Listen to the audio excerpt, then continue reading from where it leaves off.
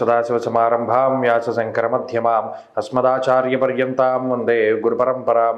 జ్యోతిషాస్త్రాన్ని భావితరాల వారికి ప్రసాదించిన ఋషుల యొక్క పాదపద్మాలకి నమస్కారం చేసుకుంటూ, అలాగే నాకు ఈ జ్యోతిష విద్యను నేర్పిన గురువర్యులు జ్యోతిష బ్రహ్మ కీర్తిశేషులు శ్రీ ఈరంకి సూర్యనారాయణమూర్తి గారు, సూర్యశ్రీదేవజ్ఞ గారి యొక్క పాదపద్మాలకి నమస్కారం చేసుకుంటూ, ఓం శ్రీ మహాగణాధిపతి నమః, శ్రీ గురుభ్యో నమః, హరి ఓం. వీక్షకులందరికీ నమస్కారం. మిథున రాశి వారికి ఈ వారం సాధారణమైనటువంటి గ్రహస్థితి గోచరిస్తూ ఉన్నది.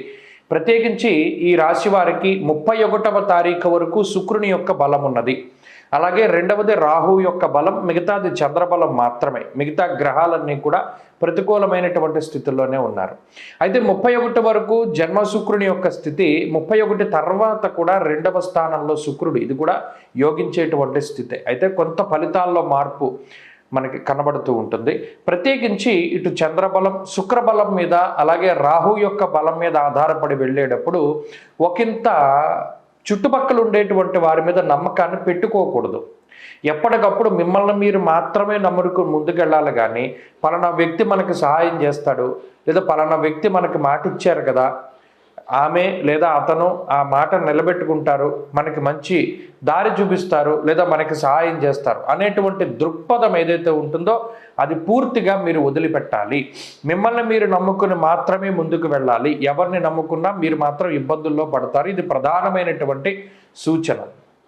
ఇక ఆరోగ్యానికి సంబంధించినటువంటి విషయాలను పరిశీలన చేస్తే, ఆరోగ్యపరంగా అటు వ్యయస్థానంలో ఉండేటువంటి కుజగురులు కానీ, లేదా 2వ స్థానంలో ఉన్నటువంటి రవిగ్రహం కానీ, దీనివల్ల ఏర్పడినటువంటి పాపార్గల ఫలితంగా నిష్ఫలం కృషి వాణిజ్య, గత వారం కూడా అదే మాటని మనం చెప్పుకోవడం జరిగింది. ప్రత్యేకించి ఏ పని చేసుకున్నా దానిలో శ్రమ అధికంగా ఉంటుంది, ఫలితం అనేటువంటిది చాలా తక్కువగా వస్తూ ఉంటుంది. ఇది మాత్రం ప్రధానంగా మానసికంగా ప్రభావాన్ని చూపెడుతూ ఉంటుంది.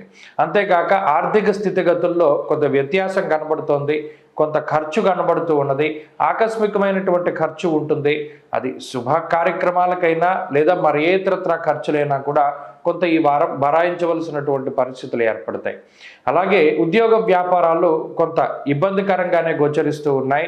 ప్రత్యేకించి కొంత ఒత్తిడి అధికంగా ఉంటుంది. ఎక్కువ శాతం అటు ఉద్యోగంలో కానీ వ్యాపార పరంగా కానీ కష్టపడవలసినటువంటి పరిస్థితులు ఏర్పడతాయి. తద్వారా కుటుంబ సభ్యులకి అంత సమయాన్ని కేటాయించలేకపోతారు మిథున రాశి వారు. విద్యార్థులకి గ్రహస్థితి చాలా సానుకూలంగా ఉన్నది.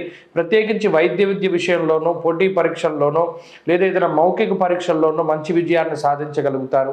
స్త్రీలకు ప్రత్యేకించి ఈ గ్రహస్థితి మానసిక ప్రశాంతతను కలగజేస్తుంది.